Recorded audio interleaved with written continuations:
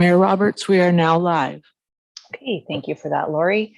Good morning, everyone, and welcome to the special meeting of Dysart Council. It's our third draft budget meeting, and so it is 9 o'clock, and I'll call the meeting to order. And if I could have the clerk do roll call, thank you.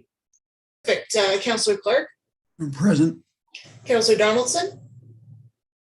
Present. Deputy Mayor Kennedy. Present. Mr. McKechnie. Present. Councillor Smith. Present. Councillor Wood Roberts. Present. And Mayor Roberts. Present. Perfect. Okay, so we are all in attendance. First, I will look for a mover and a seconder to adopt the agenda for today's meeting. Councillor Wood Roberts and Councillor Clark. Be it resolved that the agenda for the special meeting of the Council of the Municipality of Dysart et al. Held on February 11th, 2022 be approved as presented. All in favor? Okay, carried. Next, I'll look to see if there's any disclosure of pecuniary interest. There is none. So we will move on to, I'm basically going to turn it over to Barbara to do a presentation of the third draft as from recommendations of what we had discussed both in first and second drafts. But before I do that, I just want to thank Barbara and all the department heads, but in particular Barbara, for the hard work that goes into getting it to this stage. You know, when you see something sent out at 9:30 at night after I said, please don't work at night, Barbara, it's not possible for her not to and get it to us on time. And there are a lot of things that are moving targets to get it exact. So I really appreciate all the hard work, Barbara, and thank you for that. And I also just want to acknowledge too that that we have had some support from our provincial government with the Safe Restart and Modernization in the last couple of years, and we're very grateful for that. And it really has helped. Certainly, we'd be in dire position, I believe, particularly on things like our recreation departments, if we hadn't had that support and help. So we're grateful for that to keep us in the good, solid financial position that we're in. We do have a couple presentations, both from Rob Camelon and Jeff Isles as well. So what I thought we'd do is get Barbara to go through that draft 3 presentation. Hold your questions if you can, just for continuity, so we don't get off track. But please write them down. There'll be ample opportunity for everyone to ask any question. And then we'll also have the presentations from the 2 departments that I just referenced. And then we'll sort of open it up the floor to questions. So Barbara, with that, I'm going to turn it over to you. Okay, thank you. And good morning. I'm just going to go ahead and share my screen.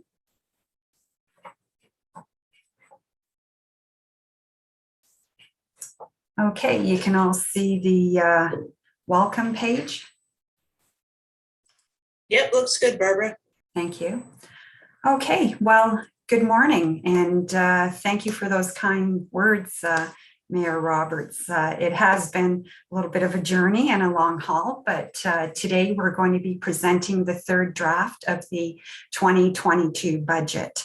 And so what we'll do is highlight some of the changes that were discussed at the last meeting held in January.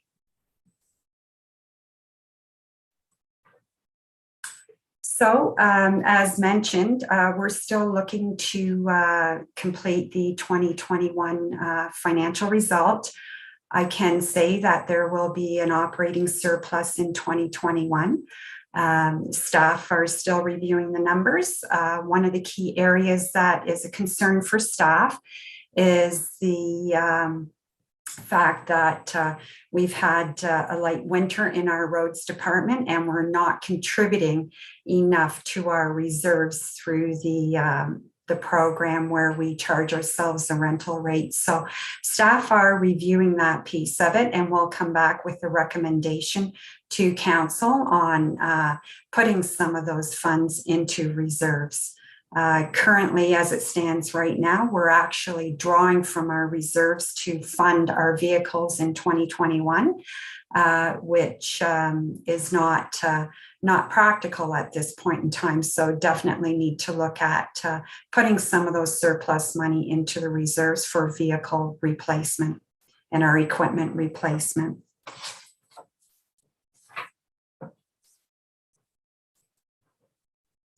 So the third draft budget is looking at a 4.22% levy increase. And so that will be $12.57 per $100,000 of assessment for our residential, $18.63 for the commercial, and $21.59 for the industrial.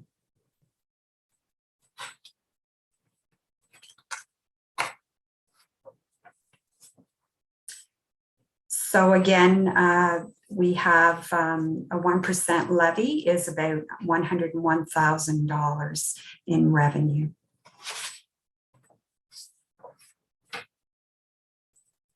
This was a slide I had presented in the last budget meeting. And again, just want council to be aware of the impact of our 4.22% levy increase.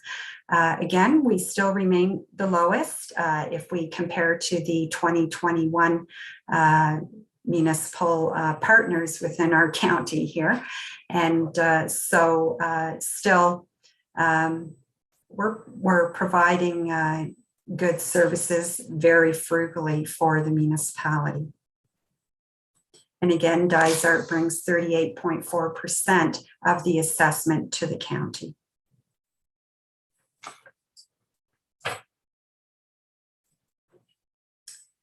So here we have our trend upwards for levy year over year. In 2022, the total levy will be just over $10.7 million. The second draft, or the third draft, does present a decrease of $130,000 in revenues from draft 2. And again, just to remind council that the CVA assessment remains at the 2016 CVA assessment, and that will remain for this year and next year.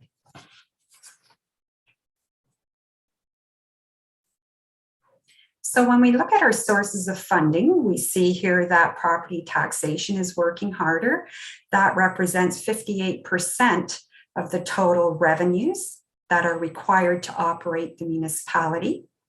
Grants represent 16.8%, and then other non-tax revenue, which is drawn from municipal reserves and user fees, is 25.3%.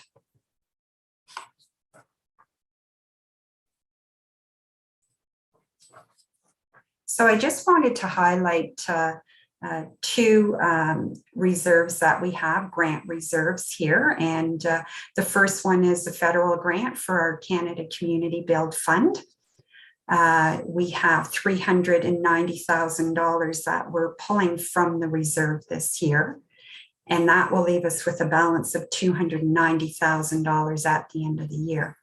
So this year, we have the actual allocation of $199,000, and we're pulling the $191,000 top up from 2021 to help fund some of the infrastructure projects within the transportation budget.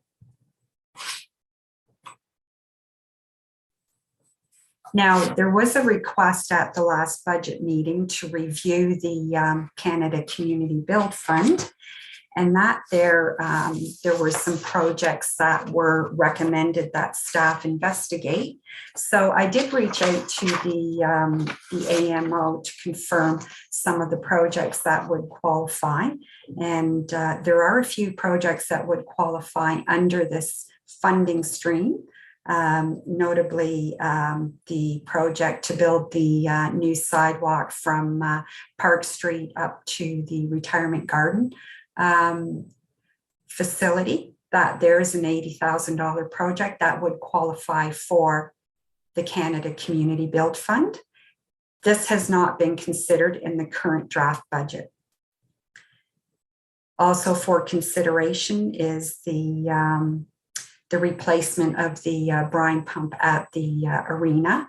That would qualify. However, I do caution council that that is already being funded with carryover funds from 2021. Another project was the restoration at the rails and gallery for soffits, fascia, and eaves troughs. That's considered a betterment and will extend the useful life of the facility there. And that $20,000 capital project would qualify for funding through the Canada Community Build Fund. And there was also a request for the work that we have at the Reid House in the museum. And that would not qualify under this program. It's considered a general maintenance and repair. And the final request to consider this stream of funding for the replacement of the roof over bays 2 and 3 at the fire department does not qualify under the categories that are presented in this funding stream. So the other grant that I wanted to touch on was the Ontario Community Infrastructure Fund. And in 2022, we have received $364,000. So of that, we have allocated $156,000 for our roads infrastructure projects. We have allocated $100,000 for the Redstone Brook Bridge design, and that will leave $108,000 as a balance at the end of 2022. These funds are available for future projects.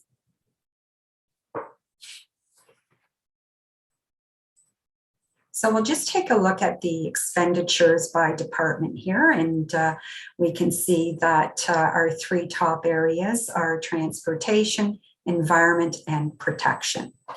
And we'll see here this blip here for 2022 under transportation.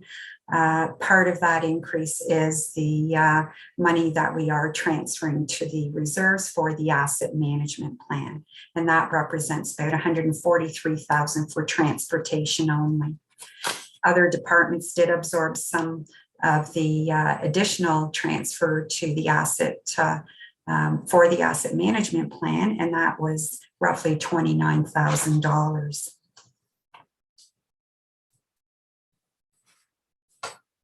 So this slide here just summarizes some of the amendments that took place through our budget discussion from the second draft. So under general government, we were able to bring in some money to fund the iPad replacement from the Safe Restart. We reduced the conference registration by $3,500 or 50%. And we've removed the grant request from the Legion for the chairlift. Under protection, there was a reduction of $8,250, and that is a result of phasing in the volunteer firefighter hourly rate increase over the year. Transportation overhead has been reduced by $47,000, and this here reflects the staffing change where we will not be recruiting for a roads operations manager, however, looking for an engineering technician, and that position is slated to start for April 1st. Under the landfills, there is an additional $4,400 for staffing to accommodate the extended winter hours at our Harcourt, Kinesis, and West Bay landfills. Under recreation, the museum's summer student position has been removed. Glebe Park, their operating grant initially of $7,500 has been reduced 50%. I also note that the sculpture forest did provide a detailed budget, and that was included with the agenda today to substantiate the need for the full $7,500. Currently, as it stands now, budget 3 is providing $3,750. And under the West Guildford Community Center, we've reduced the floor replacement allocation to the reserve by $10,000. And finally, under planning, we have two items here. Revenues have been increased, and basically that's due to a combination of taking the historical revenue and allocating it over a 2-year average, and also phasing in some fee increases throughout the year. So the total net reduction to the levy is $130,842. Sorry, $130,842. And that represents a levy decrease of 1.28%. So here we have just a snapshot of the expenditures by department. And again, you'll see that the combination of transportation, environment, and protection represents 74% of the municipal expenditures.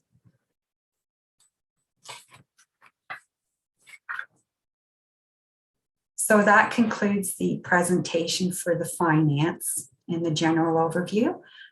We'll now move on to the presentation from transportation. And if we can call Rob Camelon into the meeting.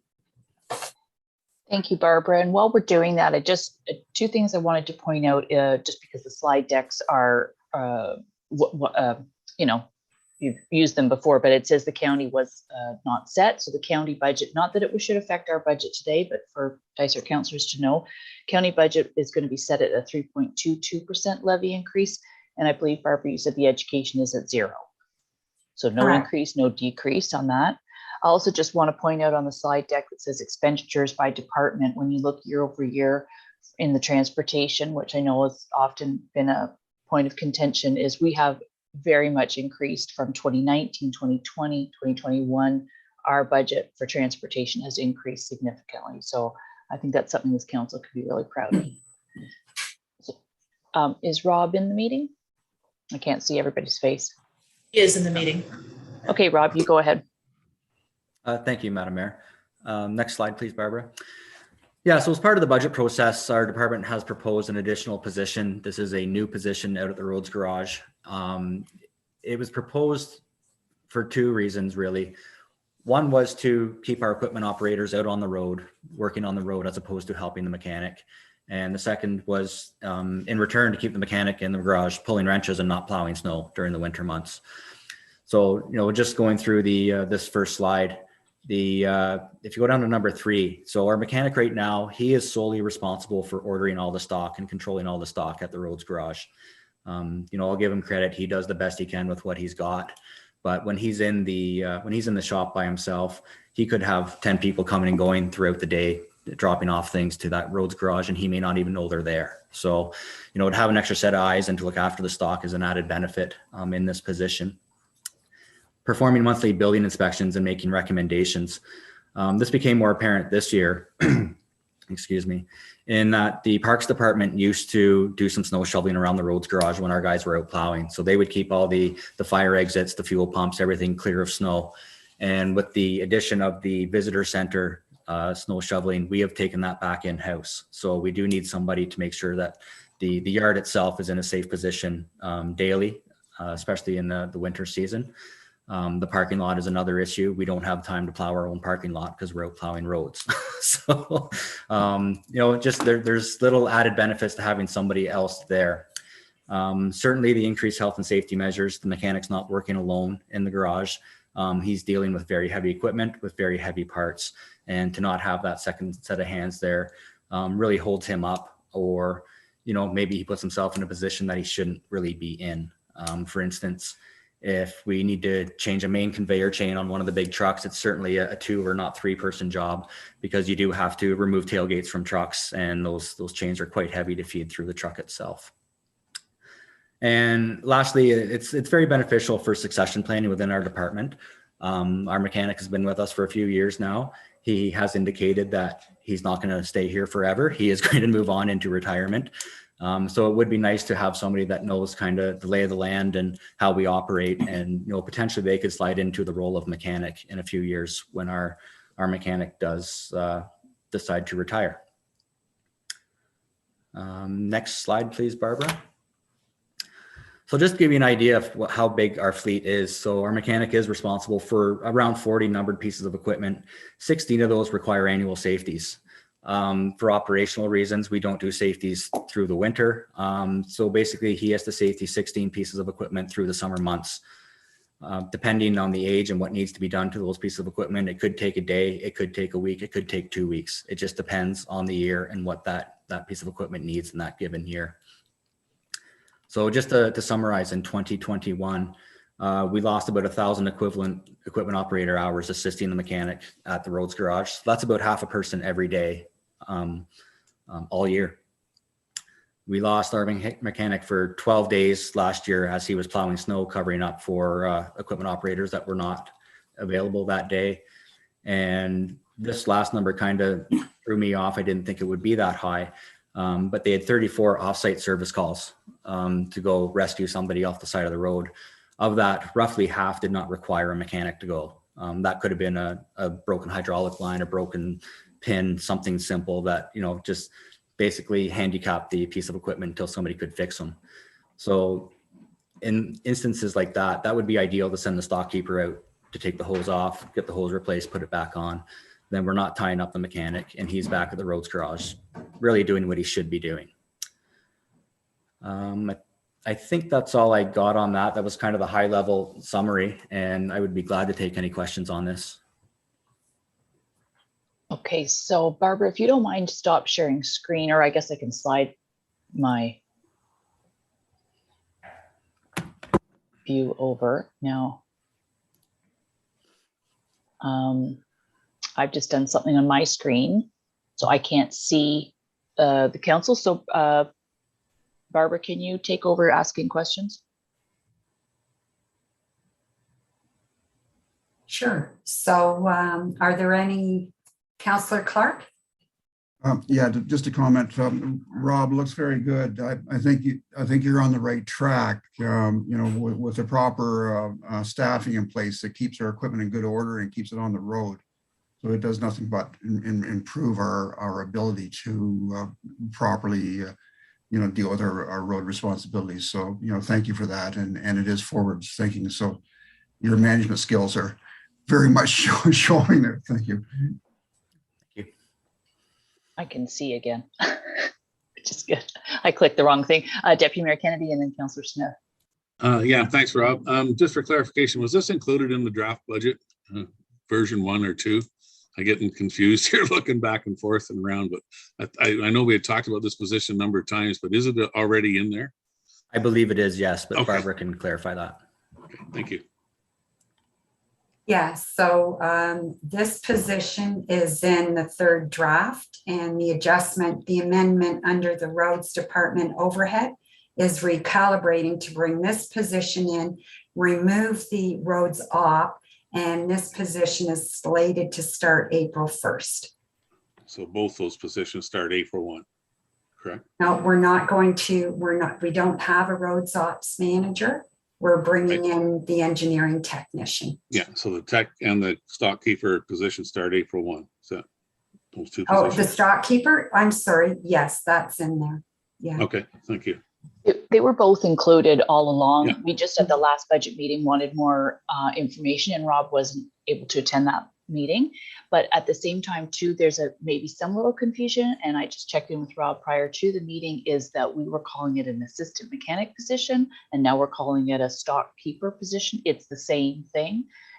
So how the job gets described, and Rob, maybe before Councillor Smith goes, do you want to just speak to the change in title? Yeah, the change in title, it's a name only. It was mimicked after the county position, actually. So this position already exists at the county level. So we basically just took it and changed the logo and carried with that name.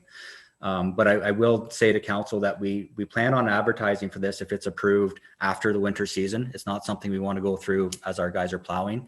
In that if we have somebody internally that wants to apply, I don't want to be somebody short until we get through to the spring. So I'm thinking probably a May 1st start, somewhere in there.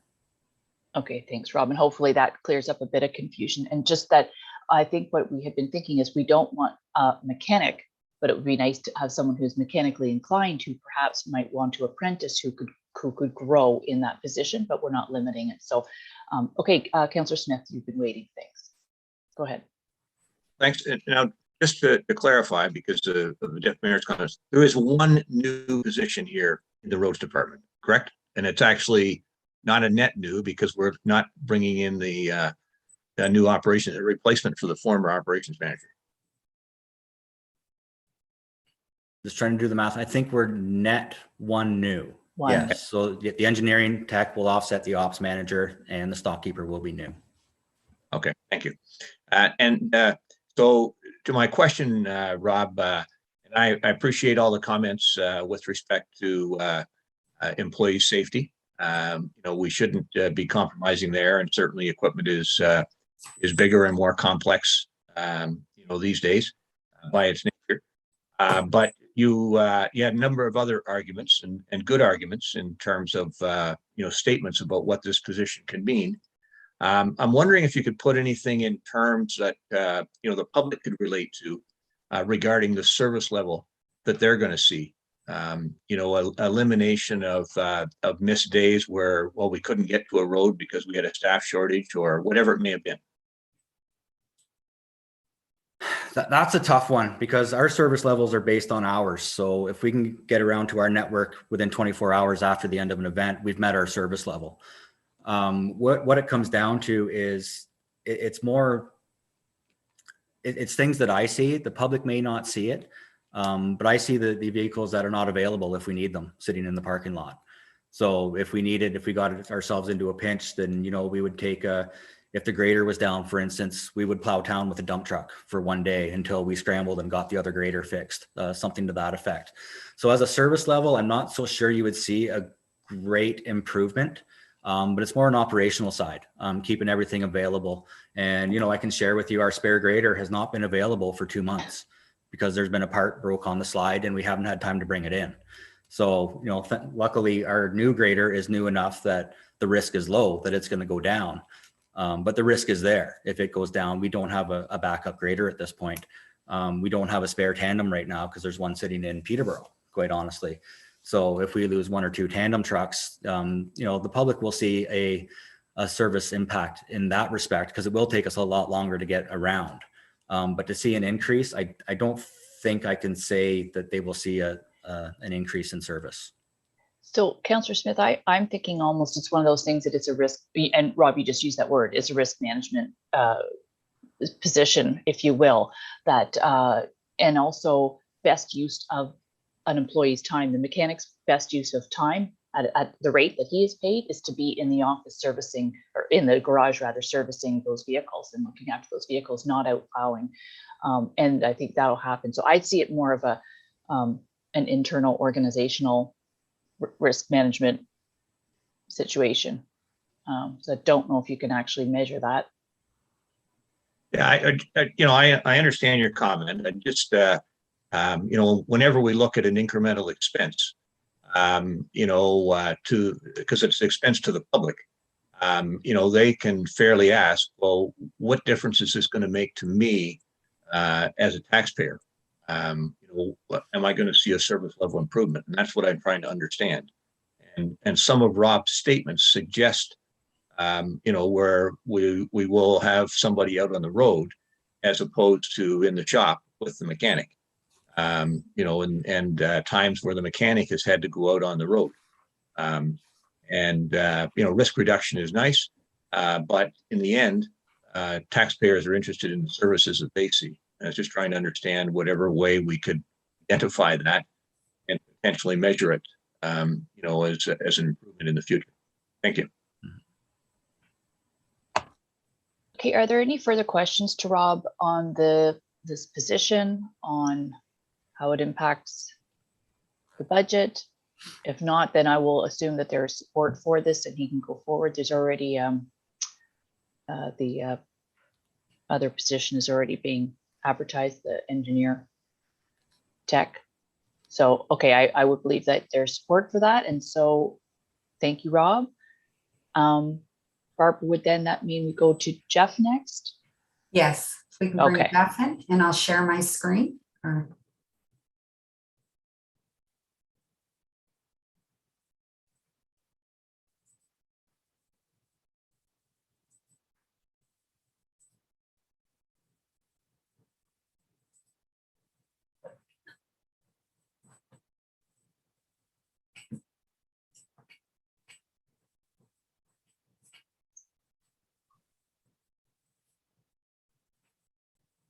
Hi, Jeff. Welcome. I think Barbara is going to be, Barbara, are you sharing the screen? Yeah. Okay, Okay. go ahead, Jeff. Thank you. Today I'm presenting version 3 of the Planning and Land Information Budget. A lot of the slides are quite similar to previous presentations, so I'm going to try and move quickly. Next slide, please.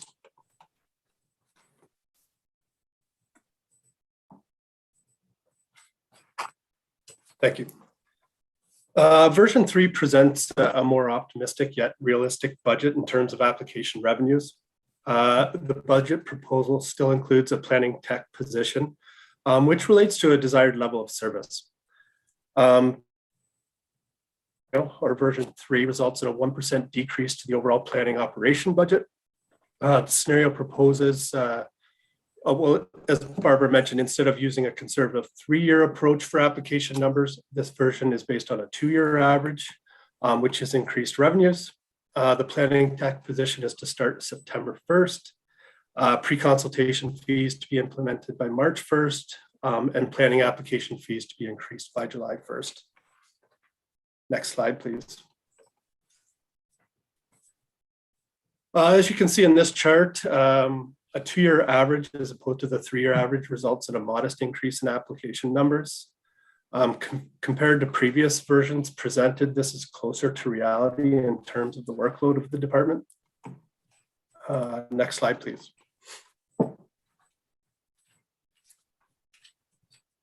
As per this chart, yeah, version 3 roughly proposes a $25,000 increase in application revenues over version 2. And if you look at compared to last year, it doubles the revenues of last year's proposed budget.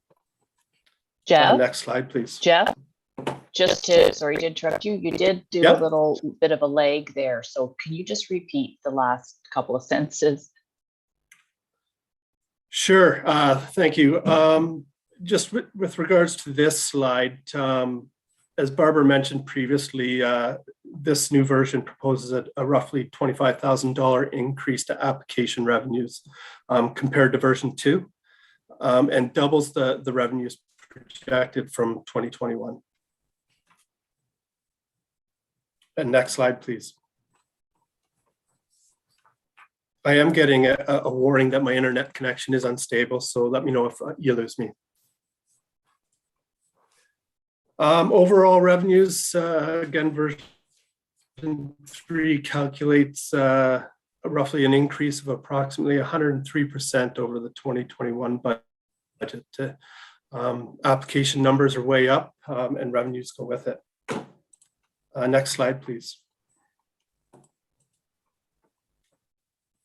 This is the overall planning budget. So this chart indicates that version 3 proposes a net decrease of 1% or saves roughly $4,000. Next slide, please. So the next few slides are just providing a bit more information for council's consideration. This, I've mentioned a lot of it in past presentations verbally, but not in writing, so I think this might help. This slide is a brief outline of the proposed duties for the position. The proposed position is designed to take on some of the application processes currently being processed by other staff, including senior planning staff. This position will take on some of the administrative and clerical tasks that senior staff are currently doing. The intent is that they will be the primary point of contact for inquiries from the public, developers, with the intent of trying to remove the volume of inquiries reaching senior staff. And again, the intent is just to free up time for senior staff to work on more important tasks. Next slide, please.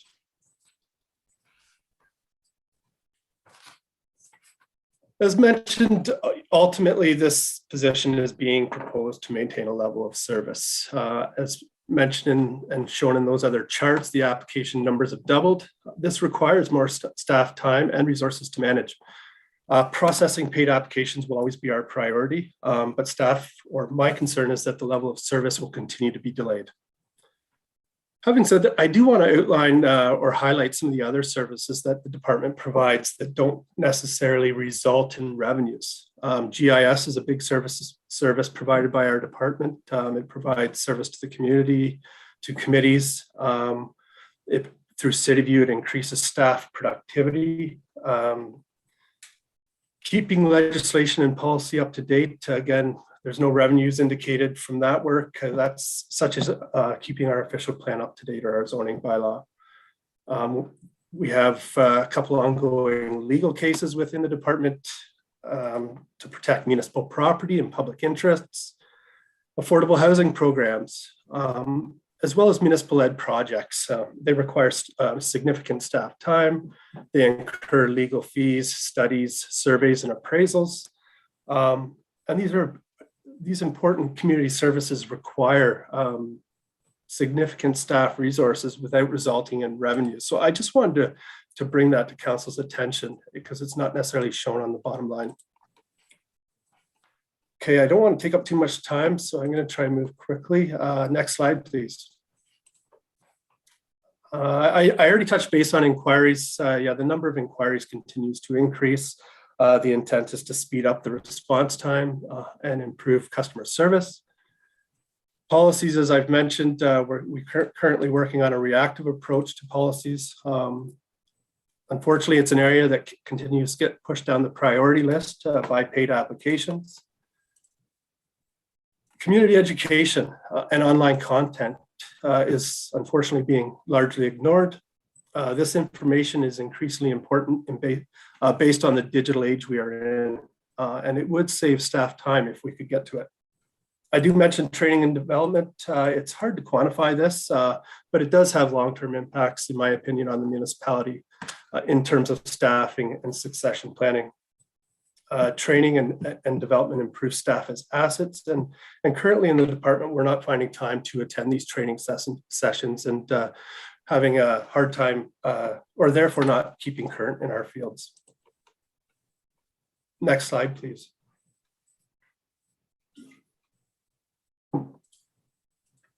So that basically summarizes my the justification for this position. This is basically ends my presentation of version 3. Lastly, I just want to say, I understand council has a difficult decision to make, but I try and put a positive spin on it. Our population and development continue to increase, which is great for the community, but it does require more staff resources. So I hope this presentation's answered some of your questions, and I'd be happy to answer any questions you have. Okay, thank you, Jeff, for that presentation. And you just referenced the population is increasing, and I'm sure everybody heard about the census data was released. If Barbara's nodding on that. So Dysart increased population from 2016 to 2021 was 14.4%. And I would sort of, just a guess, just a thought, that that's not even wholly accurate, that there are even more people that moved here. It's just the census at the time of actually taking it. I personally know several people were in transition right around that time. So, but still 14.4% as permanent population increase is huge. So that does add, as Jeff said, I mean, we can't expect to stay static with our staff if applications are increasing. Something's got to give, and something will, we will have a much lower level of service than I believe is our intention. So let's open it up to the floor. Questions for Jeff. Deputy Mayor Kennedy, and then Councillor Smith. Jeff, you made a compelling argument. This was one of my ones I had highlighter on, quite honestly, until you spoke this morning. And it's hard to argue with the department that's actually cutting some expenses based on projected revenues. And I've just been made aware of about 3 new developments that are in very early stages of proposals that are going to impact the municipality and the county even further. So I was a bit of a naysayer on this position as late as 2 weeks ago, and I'm now fully supportive of it if we start this in September, last quarter. Thank you. Okay, thanks for that. Next, Councillor Smith. Thank you. And thanks, Jeff, for the The clarity of your presentation and the adjustments that you've made as your budget now in the third iteration has demonstrated considerable improvement. I had a couple of questions though. One of the things is the deputy mayor noted, the new staff position, you've got it scheduled to start on the 1st of September. And that keeps the expense down from a 2022 point of view. But once the person's in place, presumably they'll be there for all of 2023.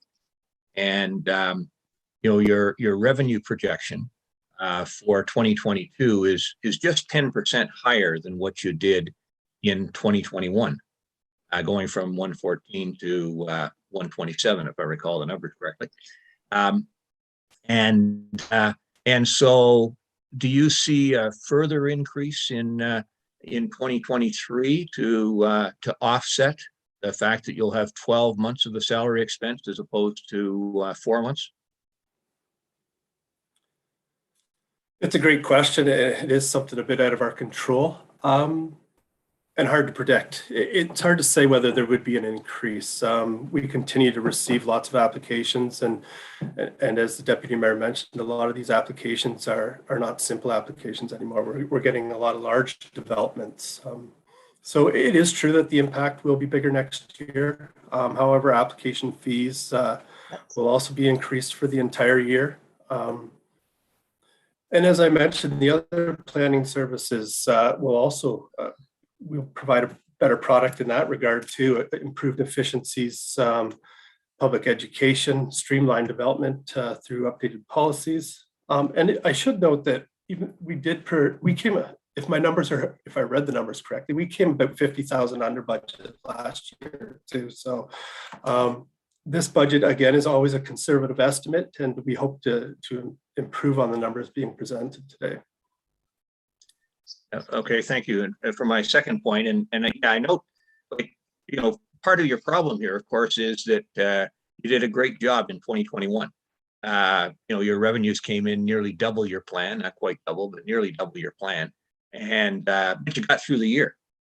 So one could say there's potential there to continue to perform at the same level that you did in 2021, and deliver even a better result here. So, but I recognize, from our discussions and observations that there are other factors at play here that, maybe you can't continue to stretch yourself. You noted, for example, that your staff training was down. People didn't get to attend the courses to keep up on new legislation, and so forth, to use your example.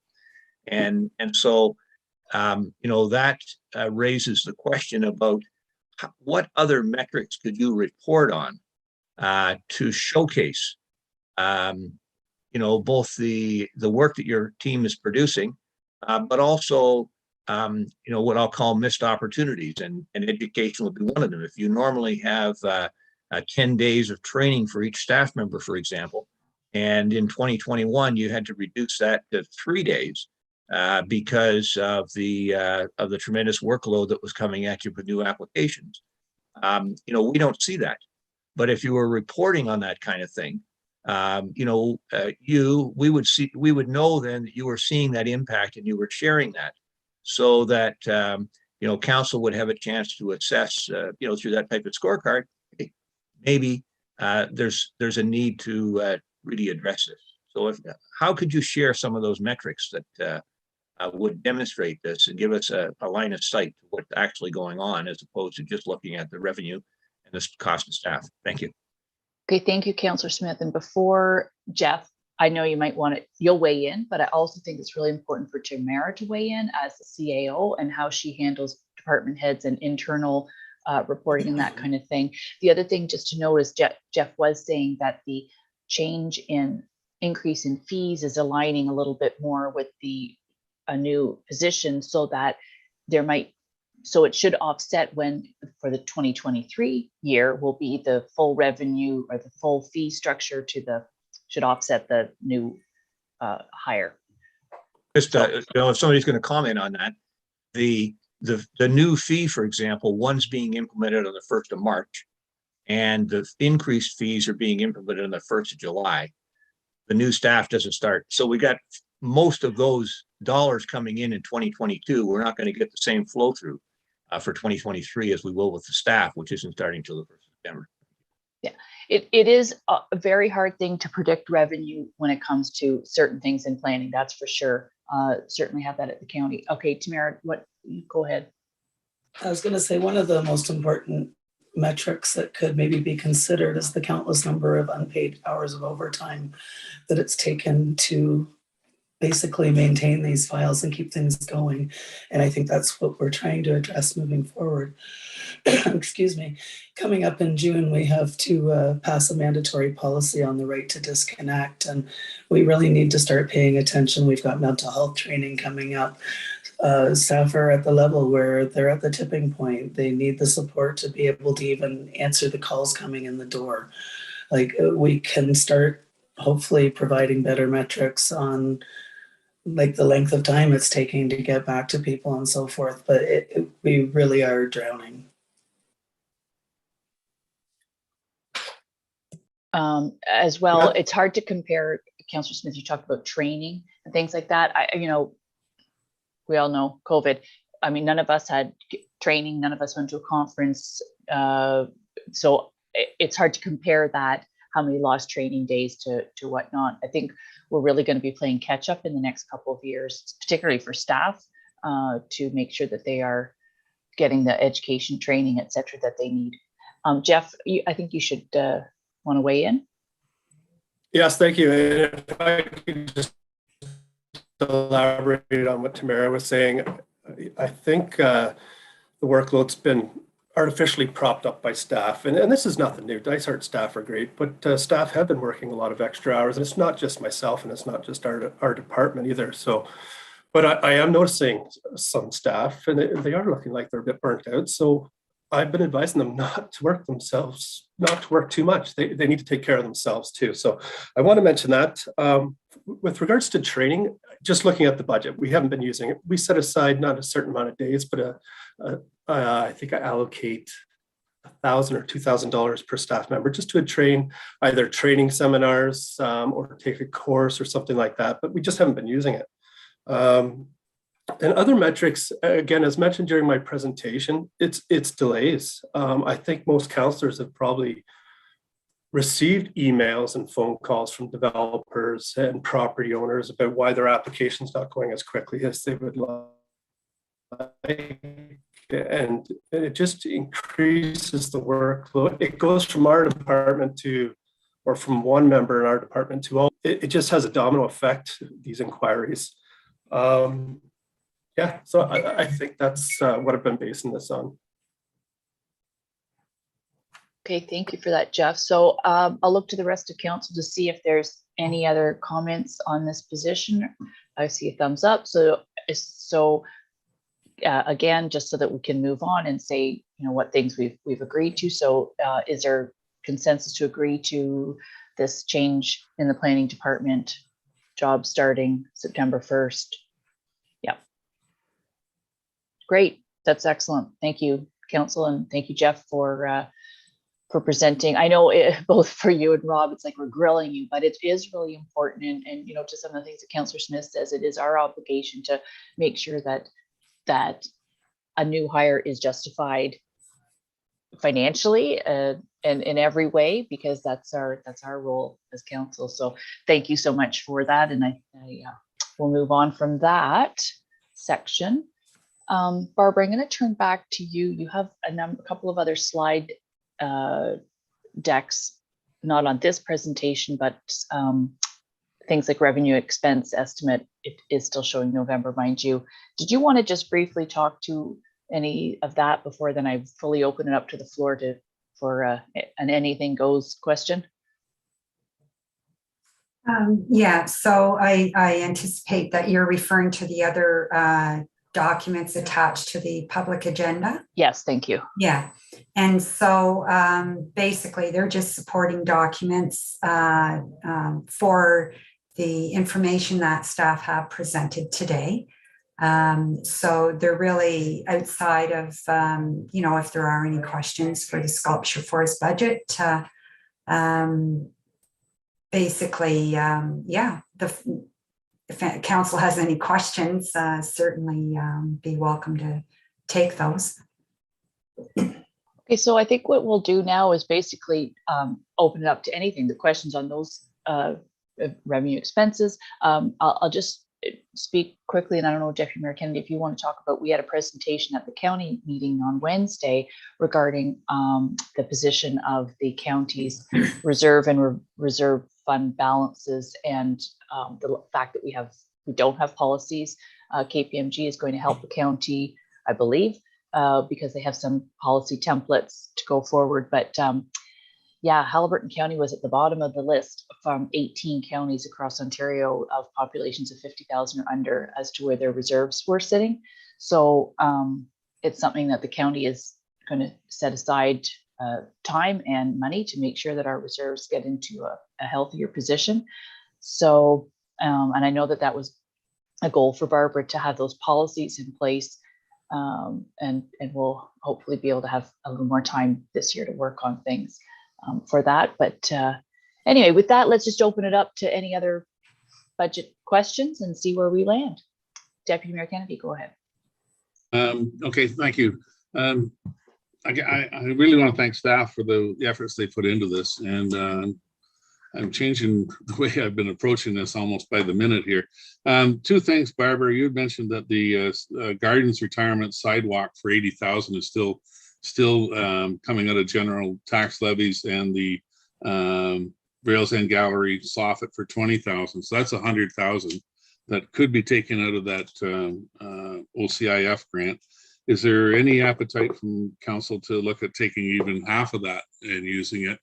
Would reduce the tax rate by 0.5% basically, while still putting money into those funds. So that's that would be my first question. And I'll let other councillors go around the table if they have other things too. So it'll be my first one. Okay, thank you for that, because like I say, there's lots of opportunity for questions from everybody. I won't limit the meeting just because I said I do have an appointment later. Barbara, did you want to comment on that before I did see Councillor Smith's hand to comment on the suggestion that Deputy Mayor Kennedy made to take money out? Yeah, so just for clarification, it is the Canada Community Build Fund, which is different from the OCIF. Again, I reached out, and these projects do qualify. As far as pulling money from the fund for the Rails and Gallery roof, I would have to defer on that one. As far as the sidewalk goes, being an infrastructure project, yeah, it would be more suitable. And it would be up to council on, whether they want to take 100% or 50%. Okay, so Deputy Mayor's consideration, I believe, was 50%. So to reduce by $40,000 approximately. That said, keep in mind a 4.22% budgeting, the levy increase is not that hard to pill to swallow. So he did ask, so let's see a show of hands who wants to go with Deputy Mayor Kennedy's suggestion, or who wants to leave as is. Okay, so Councillor Smith, you're in agreement with Deputy Mayor Kennedy's suggestion, and Councillor McKechnie, you are as well. Councillor Wood Roberts. So that is enough people to have that go forward. Okay. So therefore, that would reduce the budget by approximately, the levy by $40,000. Is that correct? Just for clarification? Correct. Okay. Was I missing something else, Deputy Mayor Kennedy? Was that? No, that's fine. And that would just reduce then the community build fund down from 290 to 250,000 still left of that reserve going forward. Plus, as Barbara, the only reason I'm mentioning it as well is Barbara did mention the possibility of a substantial surplus in 2021. So I still feel we're contributing a lot to our reserves. And we do have a plan in place with the asset management supplement of $170,000 a year. Plus we increased our other infrastructure. So I think we're on the right track. Whether we achieve what KPMG thinks we should have within a year or two is not, may not be there, but I think we're on the right track to increasing our reserves. So I do this with full knowledge that this is an impediment to reserve building, but I think at this time it's a benefit to our taxpayers to try and reduce our impact as much as possible this year. Thank you. Okay, excellent suggestion, and it did pass. So that's the one idea. I believe I did see a show of hands for anything else. General comments on the budget. Councillor Smith, go ahead. Thank you. I'll come back and talk about reserves later, but I had a few specific questions based on the summary of revenue and expense report that was given to us. And the first one relates to bylaw revenue. We used to have in 2020 and in 2021 a line item called budget in the budget and in the actuals, which was bylaw revenue. For 2022, it's none shown there. So what's happened there? Where did that go? I'm sorry, I don't understand specifically what you're looking at there. If you're referring to the summary revenue and expenditure report. That's what I'm referring to. Yeah, on the first page 1 of 4. Right. There's a line item there called bylaw revenue. Correct. $26,000 in 2020, and November year to date of 2021 is $25,000. So you're referring to the actual figures or the budget? Well, those numbers I gave you are the actual numbers, but the actual budget was $29,000. So we're likely to overachieve a little bit in 2021. And is there a chance to do better in 2022? As far as bylaw revenues go? Yeah. A majority of that revenue there is a transfer from the parking meter reserve to cover the costs of the municipal law enforcement officer. So anything over and above that 20,000 is revenues there, and I would have to go back to the bylaw department for them to provide feedback on that. And is there anything in there for fines that we levy for so Rob has been experiencing Robert Massey has been experiencing many more complaints that he's been dealing with. Do we not end up levying a financial penalty against people who consistently disobey our laws and need to be chased down in some fashion? Yeah, and again, I would defer that question to the bylaw department. Okay. Councillor Smith, I think it would be fairly nominal to make a difference on our budget, and if there was more revenue, it would just either go to offset the wage or the cost of that department. I don't think it's going to have a major impact on this budget. Well, thank you for that comment. The next item was the other parks expense. And I'm trying to just get an explanation as to the growth there. So our 2021 budget for other parks expense was $402,000. And it appears we're going to kind of in about on target based on the November year to date. The budget for 2022 is $577,000. What's driving that dramatic increase there? Just one moment, please, and I'll see if I can get some information on that.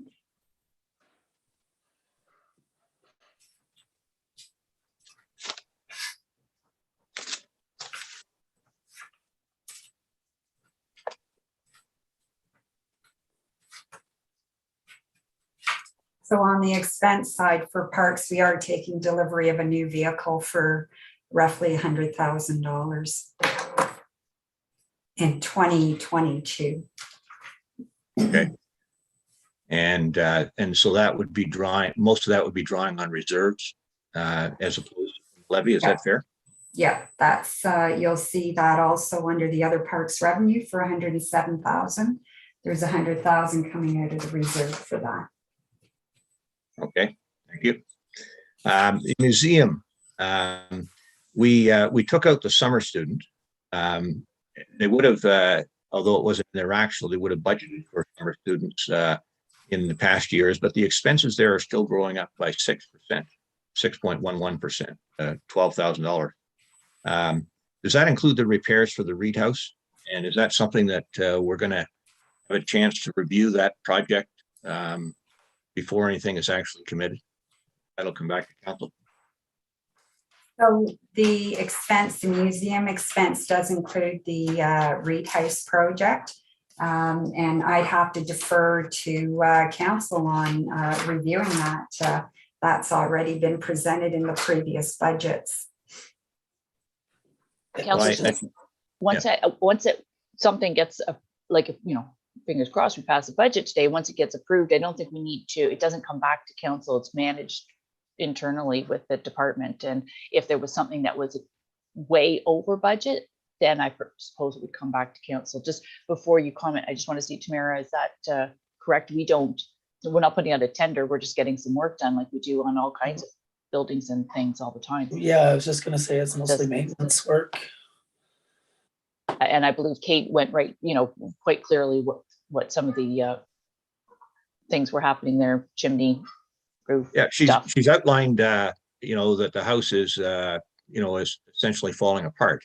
And I guess I'm wondering about the viability of this thing from a long-term point of view. Is this, you know, we're going to have to keep pumping money into year after year, and therefore, is it worth the expense? Is there a, you know, a kind of a longer-term plan that says, okay, if you spend X dollars here, this is going to now be good for 5 or 10 years, or do we really have that understanding?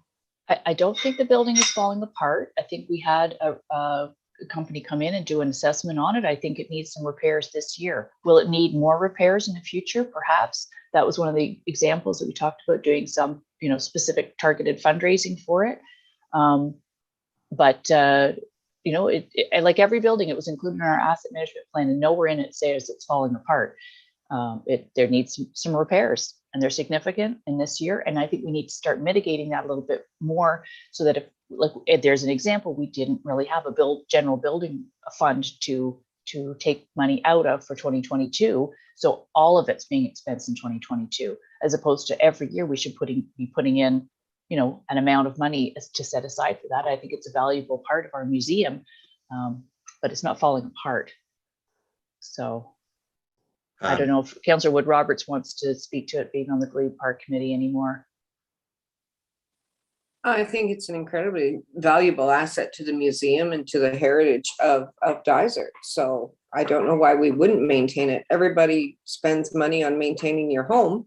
So we should be spending money on maintaining the infrastructure that provides heritage and information about our community.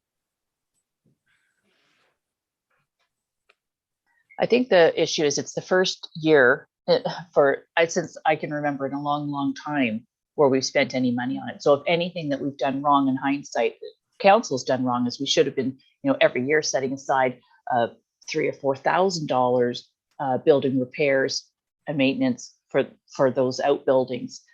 And even if we didn't need it, then we have it just in case, instead of unfortunately having one larger repair in 1 year. And I think going forward, the director of the museum will have to be, you know, looking at that a little closer.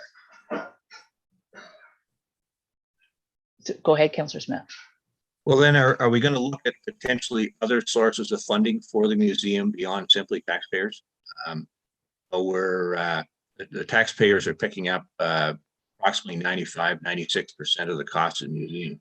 And to me, that's the you know, the big challenge. I certainly don't object to preserving some elements of our history, and you know, and we have a role as a council in doing that. But if there's really support for this museum and things like the Reed House in the community, Where are the other sources of funding? Would take it away from the taxpayer. I saw a flurry of hands, so I will take the first one I saw, which is Councillor McKechnie. Yes, thank you very much. We have discussed this for 3.5 years. We have one person on council who would shut the museum down if he had his way. The rest of us would like the museum to continue and be a big part of our community, like Councillor Wood Roberts said. And I'm in agreement to that 100%. And I wish we'd quit wasting time discussing this thing over and over again. We're all in favor of it except one person. I'm tired of listening to the negative arguments about our wonderful museum. Councillor McKechnie, I could say a lot more, but I know you could, and I can send attention. I might before I'm finished. Thank you. Well, I might have to mute you. I saw you should mute some of us for sure. Okay. Caution. I don't think anyone's talking about the value, the importance, or the how we feel about the museum. It is trying to find other funding models, other funding revenue streams. So let's just caution there. No one's shutting it down. Deputy Mayor Kennedy, and then Tamara. Yeah, I think the museum's an important piece, and I believe that our new procurement and grants writer has probably got this on their radar, much more with that position being able to focus on this type of grants that may be available through whatever streams coming out, that hopefully that something can come out of that to help offset the taxpayer impact. Yeah, and I've said it before. I think the issue is that it is not staff's responsibility to fundraise. It's nowhere in their job description. If this becomes a priority for council to find other streams of sources of revenue to help with probably some more major repairs are going to be needed on those outbuildings, that, and we've talked about this before. We said, like, we could have asked for friends of the museum type thing that is strictly there to fundraise for unforeseen expenses or capital expenses, one-offs. But it's either going to come from the public, or it's going to come from a councillor saying, I'm willing to take that on. It shouldn't come from staff. They can identify the problem and the shortfall in revenue to maintain these buildings, but it isn't their job to fundraise. Tamara?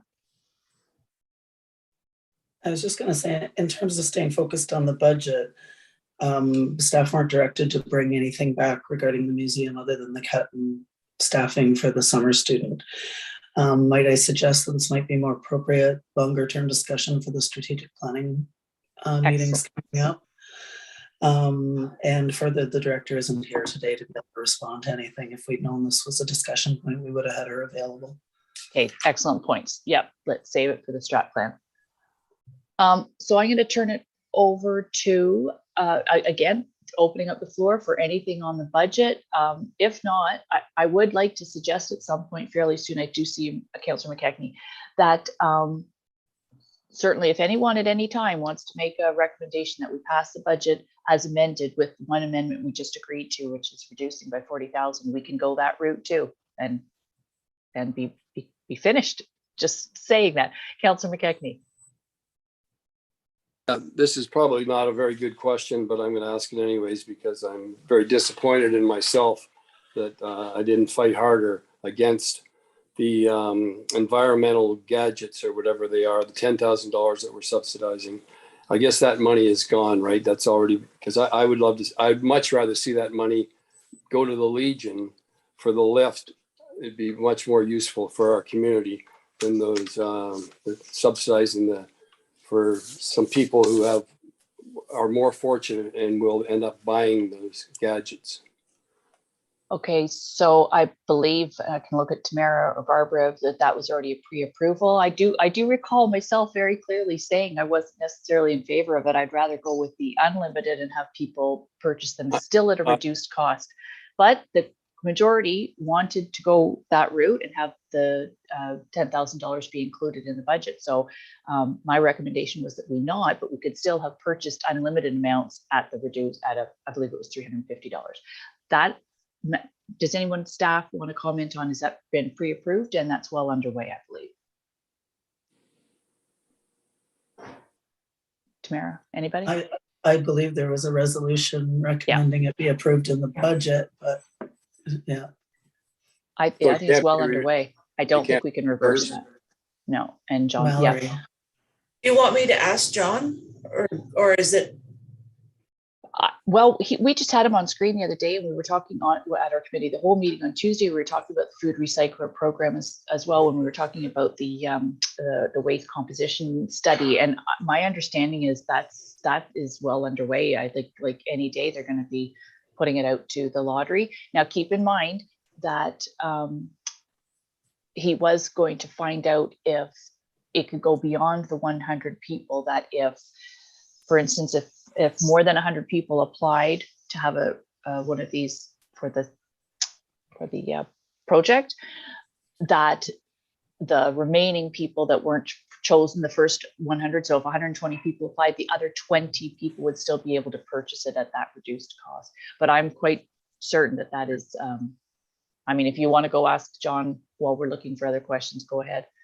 I would like to see if that could be reversed. Okay. John's waiting. That's Sorry. Yeah, Okay. we can bring him in. Yeah. Okay. that's just my opinion. I'm only speaking for Walt McKechnie. I'm not speaking for the rest of the council, but that's my opinion.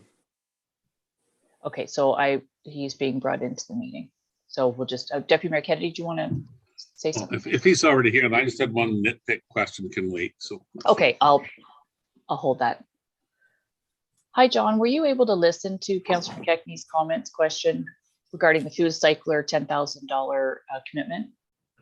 Yes, I was following that discussion that council was having. So the resolution that was passed back in November was to allocate and approve $10,000 net to the 2022 environmental management operating budget for the food cycler pilot project. We have done a considerable amount of work on the pilot already in anticipation of starting it this spring. As was mentioned, the goal was to have 100 households participate in the pilot. We had kind of made a commitment to have some additional units if we went above the 100 households. It's kind of based on number of units on a pallet. So I've got 108 that would be coming to Dysart to start in the springtime. Both the food cycler vendor was aware that this was all pending budget approval, but we've kind of been operating under the assumption it had been approved back in November to do the pilot. Okay, thank you for that, John. Councillor McKechnie?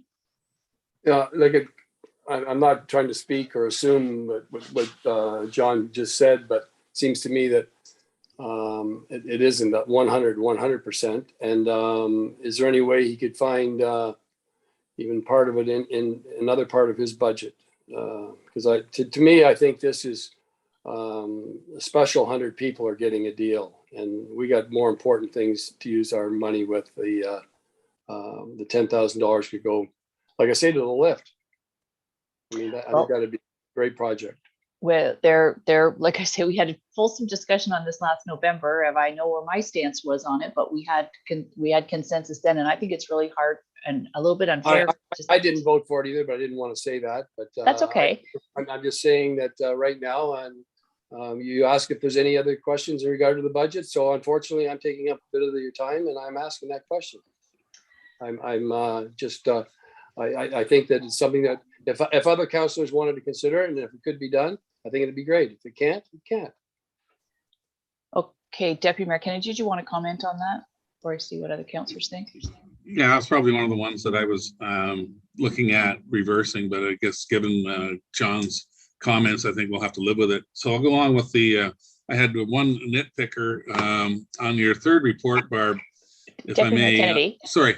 No, you know what? I'm going to go back to your next question, but to complete Councillor McKechnie's, good idea. just to chair the meeting, let's just see with a show of hands who wants to keep the $10,000 in the 2022 budget for the food cycler project. Who wants to keep it in? So that's pretty well done. And who wants to take it out? Well, that was 4. Okay, so we're keeping it in. Thank you, Councillor McKechnie. I just wanted to complete that. Deputy Mayor Kennedy, now you get to go on the next topic. Okay, thank you. It's just on the third report, Barb, on the summary of revenue and expenditure report on page 4 under planning, you have just any clarification on event expenses of $8,000, but we didn't use it the last couple of years. I'm just wondering if that 4 minutes ago, I wanted to reduce by $5,000 to reduce the budget, but given Councillor McKechnie's comments, could we reduce that by $5,000 and transfer those funds over to the Legion? So be no impact to the budget, but may help with that the project that Councillor McKechnie is speaking to. I just not, we just haven't used those funds, so we didn't so use they're sort of any two different things. We did Yeah, have they a are. fulsome conversation about whether we would contribute money to the Legion, and we Yeah. had consensus at the time.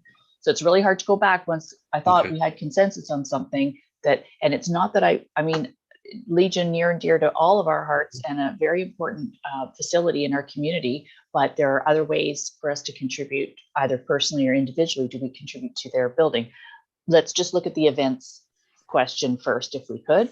Yeah. And keep in mind, we haven't been able to do anything because of, you know what, the C word. Mhm. Barbara? Yeah, so those funds have been earmarked for municipal events and, our Frost Fest and our New Year's Levy. Definitely in 2021, a difficult year with COVID restrictions, so the money wasn't spent. And so of that $8,000, $2,000 is set aside for any grant requests that may come from organizations that are looking for some support to hold events in the municipality. So 8,000 already. We know we're not doing Frost Fest this year. So Deputy Mayor Kennedy, you're sort of looking at, is there an opportunity to reduce that? The only thing with reducing that and with reducing a lot of things, that because we didn't have them in COVID, is that then you go to the following year, you go to 2023, and you're back up to 8. So We didn't I have spend a it little- in 2020 either, so No, I that know, was but those COVID are as well. both 2 COVID years. So I mean, it's going to account to part of our surplus, right? Every little $1,000 here and there that we didn't spend, and those are examples. But going forward for 2022, and maybe it would be something that we could do this summer, is to consider a new event, a Dysart sponsored event, that we have some kind of concert in the park or some kind of thing to maybe celebrate that we can do that again. I don't want to speak ahead when we're not out of COVID yet, but maybe there's an opportunity. So we could reduce it, but it would really be fairly insignificant impact to the budget, because it would really be just by one, a couple of $1,000. But open it up to the floor. Let's see what other people think. Councillor Clark? Yeah, and in support of what Deputy Mayor Kennedy is saying, it would be nice to be able to provide some funding toward the Legion. And as you've identified, we're going to start getting back to a little bit of normalcy this year, but not everything. And so maybe to take, the 4,000 or 3,000 or something, and reallocate that toward the Legion. At least is a bit of a mark of good faith on our part for the group that does a lot for our community. Okay, let's just hear from Barbara first. Yeah, so as a suggestion, there is $2,000 within that line item for grants to other organizations. Council may wish to consider to take that $2,000 and maybe provide that to the Royal Canadian Legion for their chairlift program, and that way there would be no impact on the current budget. Basically, just transferring that money over to the grant request for the chairlift. Okay, so I think what I'll do is go back to Councillor Deputy Mayor Kennedy to see, because he was the one that brought this item to the floor. That seems like a really kind of great compromise. and it's no impact to the budget. Deputy Mayor Kennedy, what are your thoughts? Yeah, I can support that. Okay, so let's see if there just who would support that. Let's see, hands. I'd like to speak. I'd like to speak. Okay, so go ahead. Yeah, I just think that the amount should be $5,000. We should try to find $3,000 more. There's many areas I'm sure we could find it, whether it's an environmental budget or whatever. That's just my opinion. I'm entitled to that. Thank you. Absolutely. I don't think it'd come out from environment. We could just add it to the levy, but so Councillor McKechnie has made a suggestion to increase. We just got to 2 with the Legion, and to increase it to 5. Councillor Wood Roberts. I just have a question. Does anybody recall what the cost of the lift was at the Legion? I know they asked us 10,000, but I don't, because they just got their $104,000 grant. So I'm wondering still, how shy are they? Good question. I don't know. That was all. Okay. And I don't think anyone has the answer to that. Councillor Smith and Councillor Clark. Yeah. My recollection, their letter said they're trying to raise $100,000 for that lift, if I recall. It's actually 105 they had estimated. But I believe the grant was for a bunch of other things. I didn't go to that. But it was in the paper. There was some windows. There was some other things. It wasn't to do with the lift, actually. So we have 2 school of thought. We have keep the event budget at 8, but already confirmed to allocate 2 to the Legion. That's one suggestion. Then we have another suggestion from Councillor McKechnie, which is to increase the Legion to 5,000, and we just increased the levy 3,000. Does that make sense? Okay, Councillor Clark. Yeah, if we could earmark the 2,000, but based on some research with regard to what the needs of the Legion are, because it sounds like things may have changed a bit with this new allocation. So we want to support them, and we'll allocate a particular amount, but let's find out what the need is, or confirm that the need is there before we actually. I think the need is still there, Councillor Clark. Like I say, what they got the grant for was for a whole slew of other things. This is still, they're still doing this capital campaign. The request is still there. Mallory? I'm just going to confirm that because they reached out on January 26th and asked if the final decision had been made on their grant request. So I assume they wouldn't do that if they no longer needed the money. So I just let them know that we were still in budget discussions, which we are. So okay, so let's hear from some other councillors. Keep it as a net zero budget increase, but definitely giving the Legion 2 out of the events, or increasing the levy. So I want to see, I need not nods because I don't know what that means. So Councillor Donaldson. Yeah, I'm good for the 2,000 for sure. Okay, so keep it at that, what Barbara's suggestion. Councillor Wood Roberts, what's your preference? I would agree with Barbara and transfer at least 2,000 over. Okay, and I'll look to Councillor Smith. Yep, he's okay with Barbara's suggestion, and I am too. So there's 4 councillors. I don't know if the other, I know Councillor McKechnie, you're wanting to do it at 5, but I can still look at Deputy Mayor Kennedy and Councillor Clark. Thoughts? The 2,000. Okay, yeah.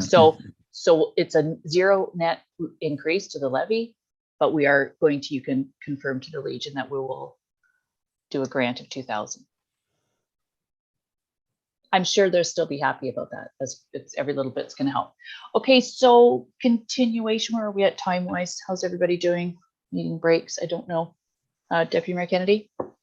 At this point, then I would make a motion, we accept the budget as presented and amend it. And I'll just put that on the floor. There's probably other questions, but I'm basically saying I'm happy with it. No, that's good. And I did suggest that at any time somebody could make that motion, because I think we're very close. Councillor Smith. Thanks. I said I wanted to come back and talk about reserves. So before we entertain that motion, if I could do that. Sure. Do you think it would affect the levy though? Yes, absolutely. Okay, okay, Yeah. well then I suggest that you have that question, ask that question now. Okay, thank you. First, a question, Barbara, with respect to, again, in that 24-page package, I think it's on page 19, you give us a breakdown of the development reserve funding, and $3.2 million to start the year, and just a little bit higher for the end of the year. On the revenue side, you show interest income of $10,000. This reserve has a balance, according to the chart, of just over $3 million coming into the year. And Correct. an interest income of $10,000, that's like 1/3 of 1%. Mhm. Well, Is that typical of our earnings on reserves? typically not, but as you know, interest rates have come down considerably. So we certainly are feeling that repercussion. Well, yeah, I knew interest rates had come down. I didn't think they were down to 1/3 of 1%. But Madam Mayor, to me, it raises the question. I understand you had a presentation from KPMG at County Council. You know, this chart there on page 19 is talking about the development reserve, and that's one where we put funds in. They're targeted for specific activities, including vehicles and infrastructure and so forth. And we've got a new line item there this year, based on our asset management plan of a positive $172,000. And you know, again, based on the experts that provided us guidance there, that was to ensure that we were able to maintain all of our assets, you know, roads, infrastructure, bridges, vehicles, and so forth. And you know, my concern, driven by a reality that many in our community have suffered as a result of the pandemic. You know, the background paper for the community safety and well-being report that went to County Council and then Mike Rutter shared with us earlier this week, I spoke to the fact that 39% of the businesses in our community don't believe that they can thrive any longer because of the impact of the pandemic on them. 32% of the people reported a lack of confidence in our local economy. 50%, you know, are concerned either with permanently or temporarily having to dismiss employees as a result of the pandemic. Okay, Councillor Smith, I'm going to caution you on time because I'd like it to be a question and I'd like it to be relevant to our budget discussion. Well, it's relevant to our budget discussion. And the other point I was going to make is that the doctors and nurses that live in our community, work in our community, are going to receive a raise of just 1%. And you know, we're talking about a tax increase here that even with the changes we've made this morning will be nearly 4%. And so I think that is too high. And I believe that the way to address that is not to take the substantial surplus that Barbara has reported this morning and adding it to the working fund reserve, but rather to use it to reduce the tax increase at a time when so many in our community are concerned about their well-being. They're facing cost increases in groceries and everything else. Don't get a choice about paying their taxes. And we have a choice. Last year at this time, we also found that our budget had a surplus for the year. So for 2020, we had a surplus of about $300,000. We directed 225 of that to roads and put 75 into a reserve for covering culvert replacement and so forth. This year, we don't know yet exactly, but today, this week rather, with this report coming out, we found out there was going to be a substantial operating surplus for 2021. Until the report came out this week, we had been told there wasn't going to be a surplus. We expected the numbers to come in pretty well on budget. And so I don't know what substantial is. Maybe Barbara can give us a line of sight, but it sounded like from her comments at the early part of the meeting this morning, it could be last year's 300,000, maybe a little bit more. And so if we took 200,000 of that, that would take a full 2 points off of the levy increase, take it down to being less than 2%. And that's consistent with the ongoing rate of inflation.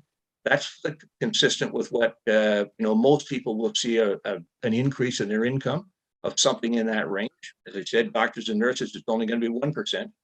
But to me, that's doing our job of minimizing the impact of a tax increase on our residents and not leaving ourselves shortchanged or in jeopardy. Because again, 2021, consistent with 2020, we're proving that we can run, our municipality, deliver the services that we need to deliver, and meet our service level performance objectives and so forth with less than's in the budget. And so 200,000 is probably not near all, but we don't know the number. At least Barbara hasn't given us other than to say it's substantial. Okay. And so I'm putting that forward as a suggestion. Make your point. Yeah. That we take 200,000 and use that to reduce the levy and get the tax increase down below 2%. Thank you. Mallory, would you like to go ahead? I just wanted to say that I know Deputy Mayor Kennedy put a motion to the floor. He did. I didn't look for a seconder. Yeah, and that's okay. But I'm not sure if, and it's up to Barbara, if she'd like to respond to any of that. I'm not sure. Or if council would desire that. So that was my question. Follow.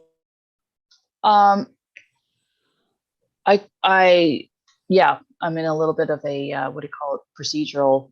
Deputy Mayor Kennedy? I was made the motion to accept this budget and full knowledge that we're going to have a substantial surplus. My concern has been 2023 with the impact of these full-time positions having a total 100% impact on the budget and keeping those some of those surpluses available should the future council need to offset them with those increased operating expenses. So my position has not changed. I still make that. And technically, even when there is a mover and a seconder, I have not called for a vote. We're really technically you always move in second and then have the conversation. And we tend to do it a bit the other way. We open up and start having conversation near the end. Just one second, Councillor Clark. I did want Barbara to comment because Barbara and I have had a thorough conversation about our vehicle replacement. And I know that I think we have always traditionally done it on a we charge back ourselves as opposed to a more accurate just years of maintenance. Because if for instance you don't snowplow, you're not charging back to yourself. Anyway, I'm going to let Barbara explain that, and I think that we're in not very good situation with our vehicle replacement, and hence I would not touch our reserves as part of our operating for 2022. But go ahead, Barbara. Okay, thank you. Yeah, so as I mentioned earlier in the presentation today about the 2021 result, definitely we have an issue with the rental rate for our vehicles. That program there really is not working for us anymore because the basis is that as long as the vehicle's rolling down the road and providing services to us, is generating revenue of which the expenses are net against, and that surplus, we anticipate a surplus, gets put into the development reserve. As we stand today, right now, we have in 2021 drawn $130,000 on our development reserve to fund our vehicles. That's not a good position to be in. Historically, going back 2-3 years ago, we were putting in $150,000 based on the rental rate model. That's not working today. So I would recommend that staff be given the opportunity to review the reserve policy, rethink how we put money into the reserve for replacement and asset management. And that way there, we get a policy in place, we all have rules to play with, and that will help to better manage our operating budget and take away the uncertainty of a light winter where our vehicles are not running down the road and generating revenues. So again, as far as reserves go, I would recommend that staff prepare the policy, bring it back for further discussion. It is a discussion item on its own. Okay, thank you for that, Barbara. I did see Councillor Clark first, then Deputy Mayor Kennedy, okay? Yeah. Yeah, to support what Barb's saying, we'll just put this in with some of the strategy. But I think we go with, I want to support Deputy Mayor's motion to accept the budget as presented. And to Barb's discussion on the reserves, we'll look at that relative to the overall strategy. And that should also address, Councillor Smith's concerns as well, that we're too heavy on the reserves. Well, let's have an informed decision or informed discussion on it, and not try to deal with it on a last minute like this when we're trying to get a budget through. Thank you. Okay, so when you say support, I'm good. Just one sec, Deputy Mayor Kennedy, but or Councillor McKechnie. Can I consider that then you're seconding? He said as amended, because we made the one change to take 40,000 out of the CCBD fund, Canadian. Okay, so that is seconded. I'm not going to call for the vote yet because there were still questions, but I'm going to count Councillor Clark as seconding the motion. So it was Deputy Mayor Kennedy, then Councillor McKechnie for comments. Yeah, Councillor Clark basically said what I had when Barb was mentioning about the chargebacks and reserve contributions, that I had circled the big word strategy session that we have coming up, and I think it's overdue to look at that. So I would hope that would be part of those discussions. Okay, thank you. Councillor McKechnie. Yeah, I would like to see the number go down to at least 3. That's just my opinion. How we get there, whether it's using some of the surplus money, which we don't know what that amount is going to be right today, but I definitely would like to see it less than 4%. And if I had my wish list, it would be 3% or less. So that's where I stand. Thank you. Okay, so not that anyone can do that quick a calculation, but based on the fact that 1% is approximately $100,000, if we're reducing it by $40,000, we're reducing it by approximately 4 points, which would bring it to approximately, I don't want to be held to this, 3.8 something percent. Is that correct, Barbara? If you just give me a minute, I'll plug that. Okay. Well, I'm going to call for a break. Okay. We're going to take a 15-minute recess, and we'll reconvene in 15 minutes. So you can put your screens on, and then we'll come back. And we do have a motion on the floor, and I will call for a vote after Barbara's update. Okay, 15 minutes break.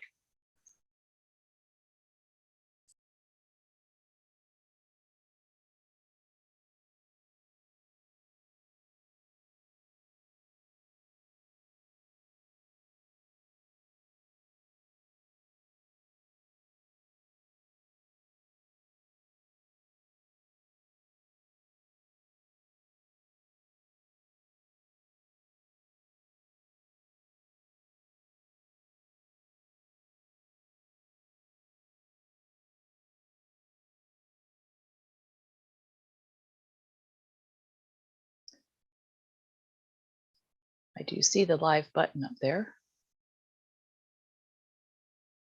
We are now live. Okay, thank you, Lori. That seemed You're like a long. There's this lull before we're on screen and we are back to recording. So that was a good little break, and hopefully that gave Barbara some time to punch in the numbers. And I'm going to turn it right to you, Barbara. You just have to unmute. Thank you. So considering drawing $40,000 from the Canada Community Build Fund to support the sidewalk project from Park Street to Garden Retirement Home, that reduction on the levy would mean that we now will be looking at a bottom line of 3.84%.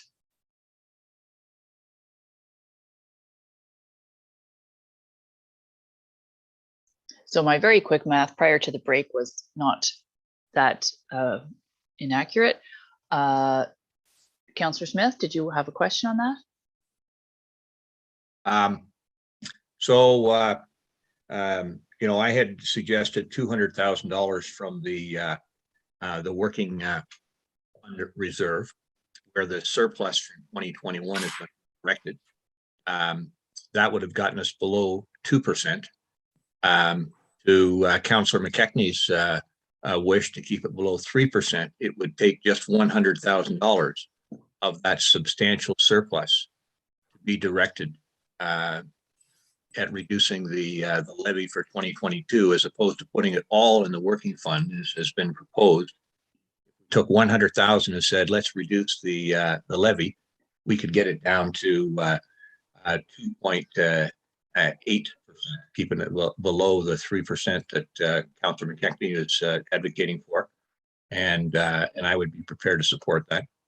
Okay, so because there is a motion on the floor supporting the other, I know, Mallory, I'm not the clerk, I'm going to rely on you for procedure here, but I believe because I have a full motion mover and seconder on the floor, I'm going to call for a vote on the motion as it stands. If the motion is defeated, then we can go to further recommendation as you're stating, but if it passes, then it passes.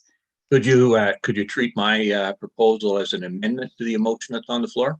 How does that work? If there's a seconder to amend it, then yeah, definitely. Okay, so Councillor Smith has said, okay, so then I have to read the amended motion.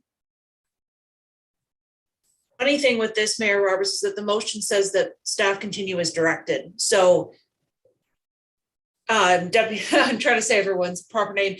Deputy Mayor Kennedy had wanted it before break, the way it was. So if council is still discussing, they're still discussing. If they would like to take Councillor Smith's suggestion and go forward with that, then we can. The motion itself is written so that we don't have to put every change we've made into a long motion. So staff just need to know what they're directed to do, basically. So okay.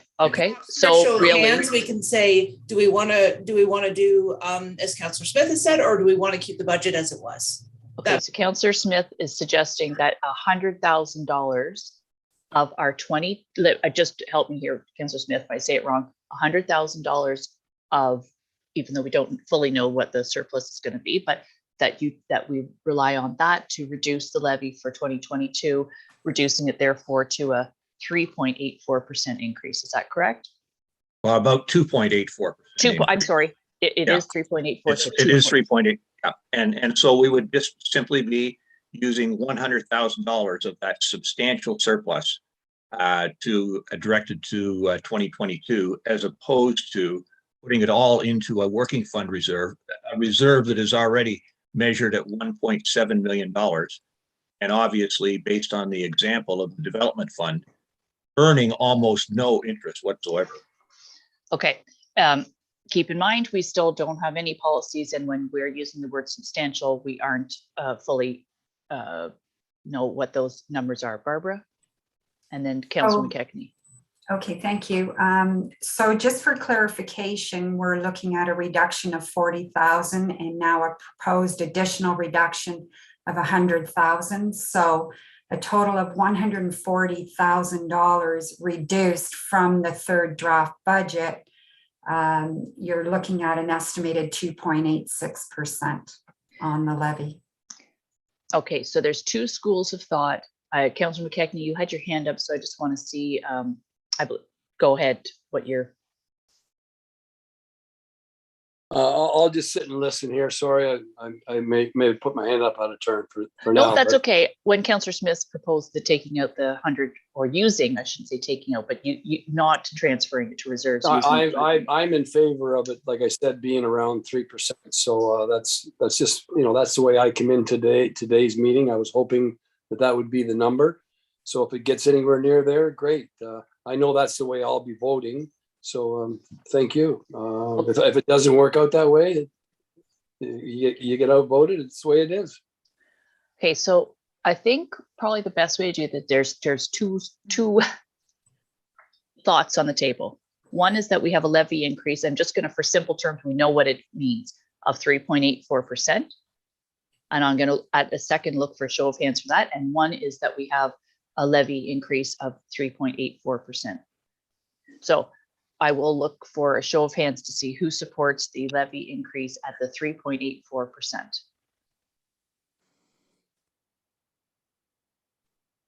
So there's 5. That's fair enough.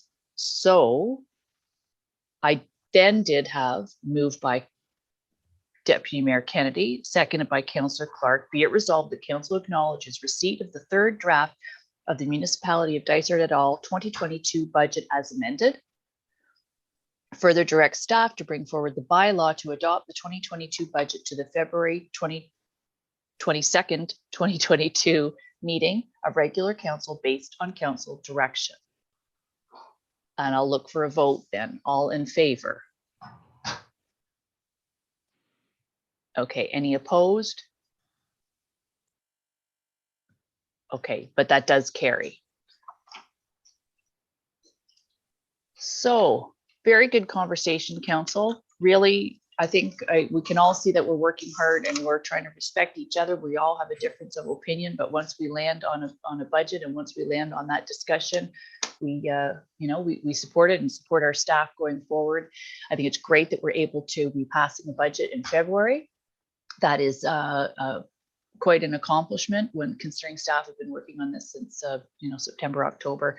But it is great to be passing it at this time of year. And so thank you, everybody. I don't know if there's anything further to be said today. If not, I will look for a mover and a seconder to confirm proceedings of the special council meeting, please. Councillor Clark, and seconded by Deputy Mayor Kennedy. Be it resolved that bylaw number 2022-09, being a bylaw to confirm the proceedings of the special council meeting held on February 11th, 2022, be read a first, second, third time, passed, signed, and the corporate seal attached hereto. All in favor? Okay, carried. And secondly, or lastly, I should say, is a motion to adjourn. Councillor Donaldson and Councillor Wood Roberts.